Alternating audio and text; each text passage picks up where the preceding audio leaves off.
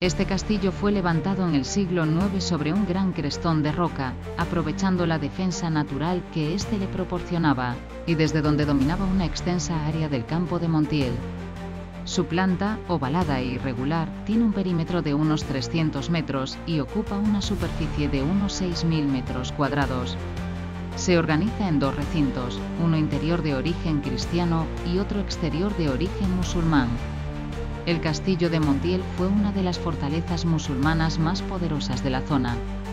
Tras la aparición de la Orden de Santiago en tierras del campo de Montiel en 1240, los caballeros santiaguistas comenzaron la campaña de su conquista con ataques desde el recién conquistado y cercano castillo de Torres de Soray.